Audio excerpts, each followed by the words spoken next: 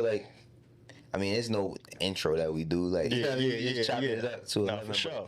Yeah, bro. Like, he was just talking about, LA and all of that, and talk to me about, like, I was always intrigued about the streetwear lore out there, because like me being from New York, we got our own streetwear lore with the whole skate culture from Supreme and all that, and then it translated to like mainstream. But LA, like Fairfax, is such a pivotal place when it comes to merch and stores, and I feel like a lot of people that's from LA have been able to look at like the early 2010s and see what's going on streetwear wise, and then turn that into their own branding for themselves and shit. I start going on Fairfax, maybe like Pink Dolphin was hot. Pink Dolphin. Pink Dolphin's fire. I didn't know. I knew about Pink Dolphin before they was on Fairfax. You know what I'm saying? I knew my guys from the pack and all that. Yeah. And when I got over there, I was like, this is what's going on over here? Like, I didn't know how them Crooks and Castle was my guys. Like, when I was on CTE out here, and they used to send me and Twin boxes of clothes. We used to run through the clothes. So I met those guys early before I even thought about getting into the fashion industry. And when I got on Fairfax, I was like, okay, I didn't really even know about Supreme like that. The hundreds and all that. I was coming for Pink Dolphin. And I remember the first time I came out there, I had an A7 Audi. And I come out of Pink Dolphin and I see Timberland. You know what I'm saying? I met Timberland right there. And he buying stuff, and we just went up and down Fairfax shopping. I'm acting like I know what's going on, but I'm kind of intrigued. Like, this is crazy. Like, you know what I'm saying? So, and it was skate culture. Everything was skate. Vans was hot. Everything was hot. And you know what? I didn't never thought that this was a New York thing. I thought it was kind of like, I thought it was like some LA, a different type of culture, because in the clothing, well, me coming up, the clothing industry, the fashion industry, LA was known for khakis, Chucks, and Cortez and shit. That's we didn't have no fashion. Like, nobody wanted to be like, grow up and be like, I want to dress like him. I want to dress like Tupac or Snoop Dogg or nothing. It was the actual culture of LA. Hoodies, Ben Davis, Pro Club. Pro Club was like a pivotal shift in LA. Pro Clubs did the white tees. White tees. But I mean, let's say me growing up, culturally, we got white tees from the Hot Boys. You know what I'm saying? When they was coming with white tees, fat form jeans, the bandana with the wave cap, with the beanie, we wanted to dress like them. I seen them in the magazines. I'm like, bro, who is them? It's crazy, you know what I'm saying? Right? Because like, so I hosted Louisiana Fest. Yeah, crazy. And like, the Hot Boys years was like when I was in high school. So when I'm there, I'm bugging out. Like, bro, seeing all of them on stage at one time, like, we get this conversation about regions and all of that, like LA, New York. Of course, we know, like, where LA is influenced around the world. Right? But you get these conversations about, like, just LA and New York. But what about New Orleans, bro? Like, bro, I wanted to be like the Hot Boys. I don't care if it was Turk, Wayne, everything, like BG, bro, the baller blocking, like, so we had a apartment complex and that we all hang with. When I brought the baller blocking bootleg to the block and we was watching it, we called these apartments the projects. They influenced, like, okay, I was a No Limit fan. I had the fake No Limit chain from the swap meet and all that. But I never wanted to be like P. I liked what they was doing. I was influenced, but when the Hot Boys, bro, I wanted to be them. And that was, I didn't know how powerful that was. And they went back to the fashion. We was wearing certain little things, hush puppies, and we had our own little certain fly when it was time to get fly. But when the Hot Boys came, bro, it's white tees, throwback jackets or starter jackets, the bandana, the wave cap, Reebok classics for $40 from the swap meet. Call them soldiers, We just call them classics or Rees. You know what I'm saying? And that, from, I think right there, I was probably like in the 10th grade, 11th grade. And I'm saying my whole closet changed. I had every color Reebok. I had, if your jeans didn't have the pocket on the side, like Fat Farm or Sean John or Jabos. You know what I'm saying? Like, I couldn't wear it. Do you remember Academics clothing? Yeah, Academics was that shit. Academics was hot. That was fire. Academics, and even I think that was a little Nietzsche, Johnny Blaze. But this was we was taking in New York. Let's just say let's just get it that New York set the tones for fashion. You know what I'm saying? I mean, New Orleans had that timing, you know what I'm saying? But everything would go back to New York because everything was getting produced from New York. All the clothing brands was from New York. It wasn't no hot LA clothing brands. Everything came from New York. So you know, and I'm happy. Well, of course, I'm always happy with somebody. You know that. Yeah. But I think like what shifted was, even for myself, because like one of my homeboys right there I grew up with, he from my building. Yeah. He designed for Supreme and all that now, but he a graffiti artist. But like, he was always hanging in Soho. Like he might be about 2 or 3 years older than me. Shout out to my man Dirty. Like, but he always was hanging in Soho when we was kids, and that skate culture was always a thing. Like Supreme was like, for them, if you was skating, it was lit back then. But I think like when I seen the shit for Supreme. Of course, I mean, remember when Joel's and them did the pics and all that, but when Tyler and them started, like, when Our Future came out, because they added, like, it wasn't just the clothing, but they added an aesthetic. Yeah. You know what I mean? They added an aesthetic, and it was something different that was coming from Cali at that time. You know what I'm saying? That made you look at Cali and LA as a whole, like, oh, nah, something else brewing out there. You know what I'm saying? Like, skate culture took over, and that became, like, kind of like even the street dudes was wearing it. You know what I'm saying? The gang members was wearing it, coming out with Crooks and Castle skaters or Diamond Supply. Do you ever remember Johnny Cupcakes? Nah, it sounds familiar. It's this dude named Johnny Cupcake. So when I first started getting into streetwear, I made a streetwear line back in like 2010, and my brother Amir, he told me to study. He told me to study Crooks and Castles. I ended up meeting some of them, but he told me to study Johnny Cupcakes. He just had a design that was like, it's a cupcake with crossbones. Damn, like, on a cupcake. It looked like, if you've seen it, you've probably seen it before. But this guy, he got like really famous for doing these meet and greets and shaking everybody. I mean, it'd be 500 people. He would not leave until he shook everybody in at the meet and greet. I probably ran into him because after I got on to what was going on Fairfax, it was like this was an every other day thing. I'm a shopaholic. Right. I'm a shop. So if it's skating clothes is the trend, I'm going to give me all these skate T-shirts. I had skateboards that I never put the trucks and the wheels on it, and I just have them on my wall. For aesthetic, for aesthetic, and I collect them because this skateboard worth money. Yeah. Okay, so if I get over here, then when I figured out, oh, Supreme only make this shit on Thursdays, and they never make it again. So then that's when I start learning about StockX. Okay, so I could buy all this shit, stack it up. Remember Karmaloop? Who? Karmaloop? Karmaloop. Yeah. Yo, bro. I learned that in New York, like 2010. Yeah. And it was like, you could pay, and then they either had Afterpay where you could pay towards it, and it come out of your like checking account. We had layaway.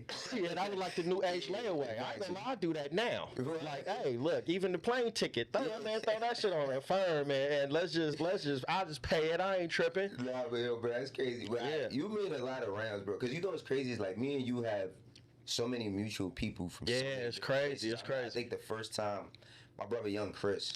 I remember my brother Young Chris. Philly? Yeah. I remember he first worked with you. You know what I mean? He had told me about you, and this was like maybe 2010-ish. Because I used to work for Rockefeller. Okay. You know what I mean? So that's how I know Chris and Neef and all that. But I was helping him with like his mixtapes and all that really on. But I remember him like telling me about you one time, like, yo, this dude from Cali to 11, he fired. Like, and that's the thing, is like, you've made your rounds. Like, everybody who knows you know you from LA, but you know so many people in so many different places. Yeah. Like, mind you, you probably wouldn't know that I moved to New York when I was 17, from 17 to 19, and I worked for Def Jam. Like, I moved out there, and like the backstory was I was fucking up in LA, and I had to move. You know what I'm saying? And just get away for a minute until I turned 18. You know, so. Right. I got out there, my uncle had just got out of jail, and I didn't know what he had going on. He just come to find out, he Vita manager. You know what I'm saying? So Murder Inc. And when I say Murder Inc., this is when wasn't no. I mean, it was 50 Cent, but 50 Cent wasn't hot. This is when Put It On Me came out. When I Cry, You Cry. This is Who your uncle? my uncle is BK, Brian Kirkland. He was Vita manager. Yeah, I know. Tall. He like 6'9". You know what I'm saying? So I remember one day I had pulled up to Def Jam with him in the car. He like, wait here. He's going upstairs to get some checks. Hit him on the chirp like, bro, I'm just sitting in the car. Let me come upstairs. Come upstairs, wait in the lobby. So I'm waiting in the lobby and I hear all this stuff going on behind these doors. Get behind these doors, right? And I'm fake looking for my uncle, but I'm curious what's going on up here. We're on the 27th floor, right? And first lady I run into is Stephanie. Stephanie worked for Mike Kaiser. You know what I'm saying? It's 2001, right? She get to talking to me. I'm saying in 2 minutes, she like, what you doing? Why are you here? I look at a little kid. You know what I'm saying? I'm looking for my uncle. He blah, say blah. What you doing out here? Well, I don't know what I'm doing with my life. I think I'm gonna go to Job Corps or some shit like that. I don't know what I'm gonna do. My mom she like sent me to Job Corps too. I wasn't doing none of that shit. You know what I'm saying? Shout out to Stephanie. You know what I'm saying? Because if I didn't make this conversation, ain't no telling where I would have been at. You know what I'm saying? And she walked me down to the end of the office and introduced me to an executive. Kenneth Lane. He was the vice president for promotions in Island Records and Def Jam Records. Gave me an intern job on the spot. So I didn't know what an intern was. I'm like, hey, what's an intern? She like, nah, that mean you ain't gonna get no money. When he hear that, he like, hey, we're gonna see how you work. Give me 3 weeks, we'll get you some money. Can you come tomorrow? Start tomorrow. I did accounts payable, accounts receivable for any type of promotion or any kind of money that got paid out in promotion department. That mean Clear Channel. Clear Channel, Channel 1, Radio 1, anything. I got the check signed. So I gave Dame checks. I gave Gutta, which was Ja Rule and then manager. I gave Gutta checks. I signed Irv checks. I signed anything. Shelby Lynn, John Bon Jovi, Redman, Method Man. I worked the Blueprint. I worked all of them. Bro, you know what's crazy about this? We was in this building, 825 8th Avenue. 825 8th Avenue. At the same time. That's crazy, guess bro. what? At this time, I'm 17. Yeah. I had dropped out of high school. My mom's is like, I was messing up in school too. My mom was just trying to send me to South Carolina and live with my aunt. Yeah. But she was like, you want to go to Job Corps? You got to get a job. Job Corps. So I ended up getting a job delivering mail to 825 8th Avenue. Yeah. So 27 and 28, right? To those floors. Remember, you could go from one floor to the next walk up to the floor, steps. You They go there. Remember the slushy machine? Yeah, I used to be bleeding them. Hey, even the ideas I got from my store, like when any corner you cut, it was like 5, 6 TVs. We still watch TVs. Well, one TV is 106 in Park. So the other TV, MTV. While you running around doing that, I had my floor was the 20th floor. Yeah. Which they moved Murder Inc. down to the 20th floor. Okay. Like a year later, I believe. Okay. But I had the 20th floor, which was Murder Inc. was on there, the royalty department. Yeah. Who else is there? Family Tree, which was the management company that had Outkast. Okay. I used to come to 20 though. Yeah, I used to come to 20 because it was a guy, I forgot his name, but he had to sign the checks. So I got checks signed. I didn't sign the checks. I got the checks signed. And in the building at the same time. That's crazy, bro. 9/11, everything. Yeah. So 9/11, bro. So, kid you not, when I got into that building, I remember like getting a job and like it was 3 locations I could be at. Yeah. One I can't remember. One was 825 8th Avenue, and the other was the World Trade Center, and this is in 2000. Yeah. So think about 9/11. Imagine I'd have been in the World Trade Center. Damn. Right. So I remember when I first walked around, remember Backstage. The movie? The movie. Yeah. So when I seen that movie like the summer 2000, I'm like, yo, I don't know what I'm gonna do, but I'm gonna get in music. Yeah. And then I end up being in the building when everything was at. So then, like being in that building, like my first time, I'm like, nah, I'm gonna do something in music. I didn't know what it was. Man, it was that building. That shit changed. Just everything in there was just motivational. Like everything. Free CDs. I'm gonna tell you what was the best part of my everyday is when they come out with that black card and they pass the menu. Yeah, bro. But I'm taking shit home. They give me everything on here. They ain't even trip. You know what's crazy about you saying that the free CDs thing? You know, is another, and I know you're gonna agree with this. Free magazines. Free magazines, Bro, yeah. Magazines was our blogs, right? Man. The magazines was like an academics page. Yeah. Say cheese. Yeah, Magazine, so free sauce, free double XL. All that. You know what I mean? But yeah, like that's crazy. Yeah, you didn't see people like, oh, I got Instagram now, and everybody's so like you can see everything that's going on. I didn't know what was going on in New York. I didn't know what was going on in New Orleans, but what I seen in the magazines, right, or a video that they, you know what I'm saying, on the video. Yeah. So now it's just everything, you can see it, but back then it was just like, man, I was fascinated. But New York turned me to a man, bro. Like I didn't know how to move without my homies. I didn't know how to get money outside of my neighborhood. Right. I didn't know how to get money, period. You know what I'm saying? So when I was out there, it was just, and I wasn't even a rapper. I wasn't rapping. I didn't want to be a rapper. I never had no inspiration to be a rapper or anything. And when I got there, I learned the business on what's going on with this money. Right. Like it's millions. Like so, even a nobody artist was getting budgets. Yeah, no fact. So and so I'm happy you said that, because it gets me to like the conversation of going back to where you got influenced by, like, you seeing streetwear culture. Yeah. Y'all only had a certain type of palette, but you was able to look and use your imagination and be like, damn, that's what I wanted to be. And now, you know what I mean, you've taken that, built your own business and clothing and stuff.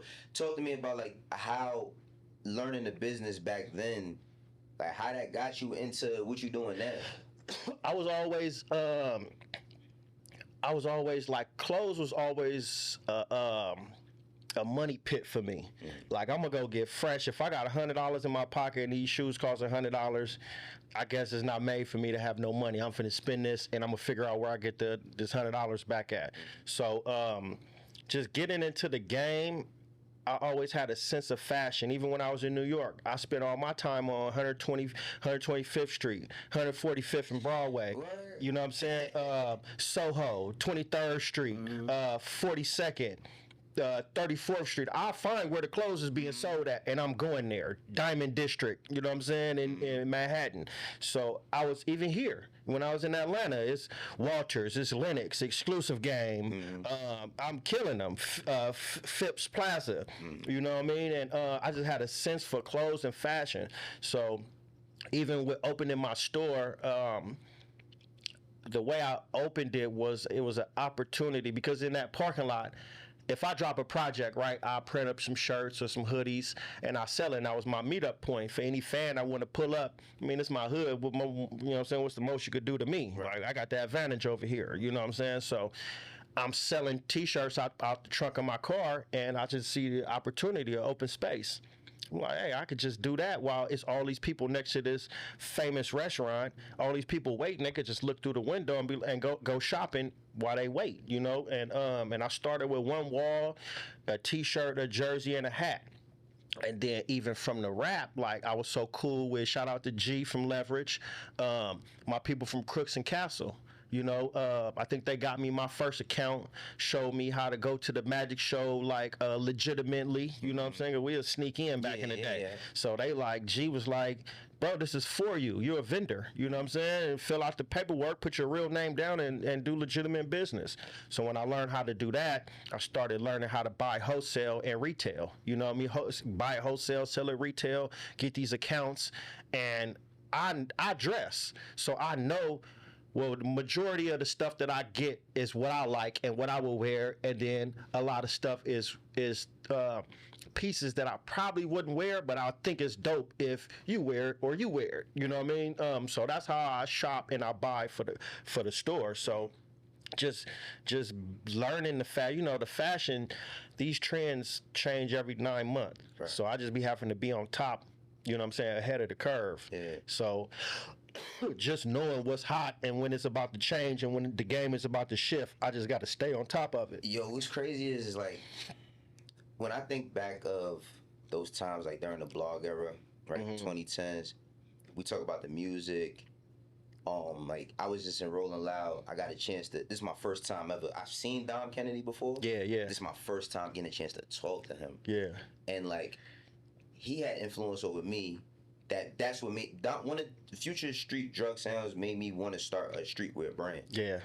And when we talk about the music, from then to now, the clothing from then to now, I think that what's missing culturally amongst every region, everywhere, is oversaturation in the sense of like people have too much access to stuff. Yeah, yeah. Like it's just way too much access, and it doesn't make us appreciate things like we once did. Yeah, yeah. Right? It's like hearing what you're saying. Like when you saying, I'm thinking about Young and Reckless. Remember Young and Reckless? Yeah, that was a quick hit. Yeah, at man, any skate shop, you grab that, and that was a quick throw on. Like, yeah, no, in fact, like you said, Pink Dolphin. I'm thinking about like all of these streetwear brands that had, and a lot of them have like died down. Yeah, like, there's so many of them that died down because you could see what's going on, like on Instagram. Yeah, yeah. And I mean, it's good. I say it's good and bad because, all right, Young and Reckless, Crooks and Castle. Now we was subject just to shop like that, right? And just to shop, and they could make all their money off of us. But now, the independent guys get a chance to get money. Like it's a brand called Veil. It's another one called Vague. Yeah. My young guy in Houston, Day, he got something called Prestige. Yeah. You know what I'm saying? And I'm watching all this just off Instagram. Mm-hmm. I'm like, damn, that cut is hard. Yeah. That print is hard. Like, why I can't just be subject to Supreme and I can't just. I'm trying to get on the young guys that's up and coming before they get popping, and then you can't get no access to them.